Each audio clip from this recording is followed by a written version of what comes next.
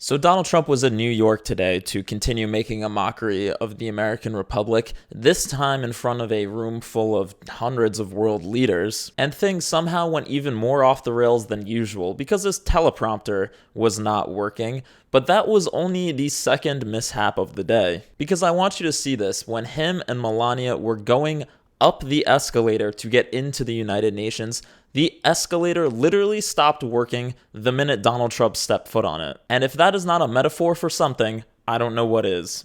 You're going to push Zelensky for peace, President Trump.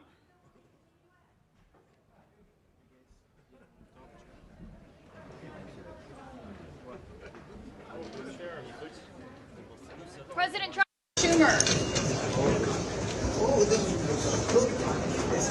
Yep, the escalator literally stopped moving forward when Donald Trump stepped on it. It is not a joke. The mechanics of global democracy and diplomacy literally stopped working because Donald Trump put his foot in it. But let me not be crass, because the real show started when Donald Trump took the stage and the teleprompter that he was looking at stopped working, along with apparently half his brain. Though to be fair, I have a sneaking suspicion that the speech that he would have delivered would have largely been the same as the one that we got. What we did get is about an hour of Donald Trump telling world leaders that their countries are going to hell, that immigrants need to be blamed for the weather, that wind farms don't work because the wind doesn't always blow, and of course, a merch pitch at the end. So let's start at the top with the moment Donald Trump realizes the teleprompter isn't working. And low-key, Donald Trump explaining that teleprompter's not working would be basically the most coherent he would be throughout the entire speech. It was all downhill from here.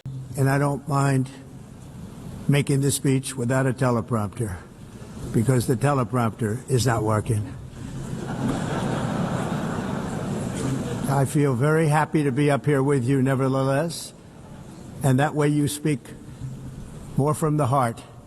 I can only say that whoever's operating this teleprompter is in big trouble. Well, hate to see it again, but you know what? Donald Trump is a man made for this moment. He's a man made to just ramble about whatever thought randomly comes to his mind. I mean, did he really need a teleprompter to remind himself to tell the entire room that he deserves the Nobel Peace Prize for the 800th time in a row? Wars is action. Now, after ending all of these wars and also earlier negotiating the Abraham Accords, which is a very big thing for which our country received no credit, never receives credit. Everyone says that I should get the Nobel Peace Prize for each one of these achievements. Yes, many people are telling Donald that he deserves the Nobel Peace Prize. Many people who are being paid by Donald Trump or work for him, presumably. Or are just Republicans who have completely lost their spine, but that's a different story. But my question is, what again does he deserve the Nobel Peace Prize for? Was it for drone striking drug traffickers off the coast of Venezuela? Was it for bombing Iran? But wait, I forgot. It's because he solved 7 wars, as he often says. Likewise, in a period of just 7 months, I have ended 7 unendable wars. They said they were unendable. You're never going to get them solved. Some were going for 31 years, 2 of them, 31, think of it, 31 years. One was 36 years. One was 28 years. I ended 7 wars. Yeah, he ended 7 unendable wars. Which wars are that? I don't know. Do you know? Does Donald Trump know? Nobody knows. And here's the part I mentioned earlier, because as the United States economy falls apart, thanks to Donald Trump's tariffs, and while the president spends his days, declaring war on Tylenol and golfing, Donald had the balls to stand up there behind the podium and tell every other world leader that their countries are the ones going to hell. You have to end it now. Sid, I can tell you, I'm really good at this stuff. Your countries are going to hell. Yeah, don't tell Donald about inflation or any of the other myriad of problems facing our country, because when it comes to Donald, there's only one metric that really counts. And here's a hint, it's not the unemployment rate. The American public agrees with it. I mean, I was very proud to see this morning I have the highest poll numbers I've ever had. Part of it is because of what we've done on the border. I guess the other part is what we've done in the economy. Yes, he's standing up in front of the United Nations General Assembly, a room of diplomats from every country in the world, besides, I guess, North Korea. And he's telling this room full of diplomats and leaders about his polling numbers, which, putting aside the fact that he's completely lying, his polling is actually the worst it's ever been, not the best. This is not even dictators go to the UN and talk like this. Not even dictators are this weird and insecure that they have to bring up how great their numbers are to a room full of what are supposed to be their peers. Or in our case, he's supposed to be the leader of the free world. And he didn't go there to talk about diplomacy or democracy or what we can accomplish when the world works together. He went in front of the UN to talk about his poll numbers. Are you fucking kidding me? But you know what? Let's not get caught up in the politics. Talk to us about the policy, Donald. You know, it's interesting. In the United States, we have still radicalized environmentalists, and they want the factories to stop. Everything should stop. No more cows. We don't want cows anymore. I guess they want to kill all the cows. They want to do things that are just unbelievable, and you have it too. But you know, we have a border, strong, and we have a shape, and that shape doesn't just go straight up. That shape is amorphous when it comes to the atmosphere. And if we had the most clean air, and I think we do, we have very clean air. We have the cleanest air we've had in many, many years. But the problem is that other countries, like China, which has air that's a little bit rough, it blows.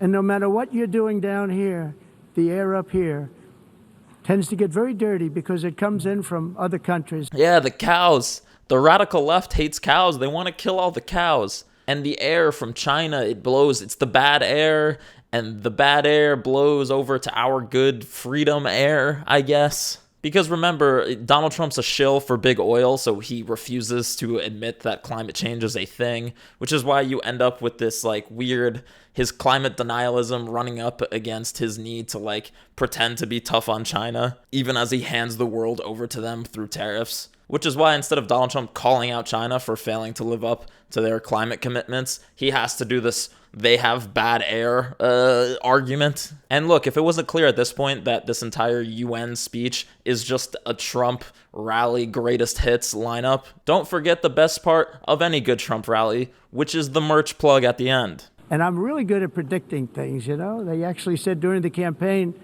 they had a hat, the best-selling hat. Trump was right about everything.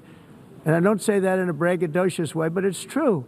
I've been right about everything. Oh, I don't know if you were right about everything, Donald, but you were right about one thing. You truly do have the best words. I mean, it is truly, truly something to watch. And let's go get some quick reactions. I mean, most importantly to the Donald, how did Fox News try and polish off this turd of a speech? President Trump has been speaking at the United Nations General Assembly in New York City. He unfurled raw truth to countries in attendance there and to the rest of the world. Ah, yes, the president. He unfurled raw truths in front of the whole world. Raw truths such as something crime. I'm here to tell the truth. I don't care. It doesn't matter to me. I'm in New York City. I'm feeling a lot safer. Crime, we're getting crime down. And by the way, speaking of crime, Washington, D.C. Washington, D.C. Yes, I'm sure the representatives of every major country on earth felt really, really glad that they had to be sat down in front of a room and treated to Donald Trump's Newsmax talking points on fighting crime. And speaking of news, here's what Gavin Newsom had to say. Trump's teleprompter broke. He told every other nation that they are going to hell. He bragged about violating international law. He blamed climate change on immigrants. He complained about the wind not blowing enough. And then he made a plug for his campaign hats. What a disgrace. Well, Governor, I agree it's a disgrace, but I would say it's been a disgrace. So let me leave you with this. The first time that the Donald went up to the United Nations in 2018. Oh, what a simpler time it was. We thought Donald was going to just lose re-election and we'd never see him again. But here we are. And although in this year, in 2025, the room was just silent, watching Donald as the world is just too stunned to do anything at this point, dealing with this wannabe dictator. Back then in 2018, the world still had the heart to laugh at him because he was an embarrassment, and he's still an embarrassment today. In less than 2 years, my administration has accomplished more than almost any administration in the history of our country.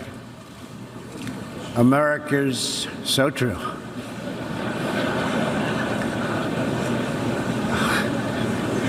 Didn't expect that reaction, but that's okay.